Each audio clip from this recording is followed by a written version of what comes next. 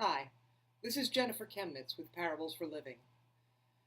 This week's stories happen right after Jesus has delivered the Sermon on the Mount. So we've just seen Jesus the teacher, and now we see Jesus the healer. In this week's stories and next, Jesus heals a variety of people in a variety of ways. First, a leper, and notice he does this with a touch. It would have been dangerous to touch a leper, maybe even forbidden, and yet Jesus shows no hesitation. Next, he heals a slave, which we'll hear about next week. Then Jesus heals Peter's mother-in-law, also with a touch. The mother-in-law doesn't ask to be healed, but Jesus does it out of compassion for her suffering. It's almost like a chance healing, if there is such a thing.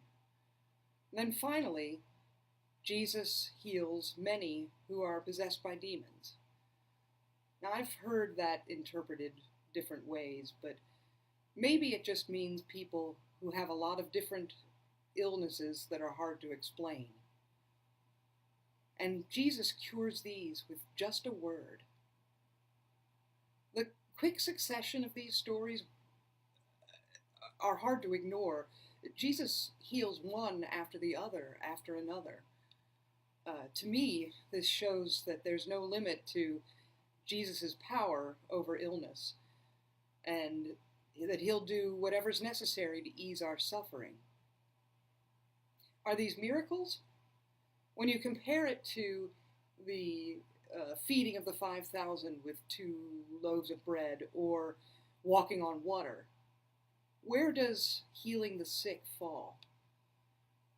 There's not a lot of fanfare about these acts of Jesus, and yet, what an incredible power.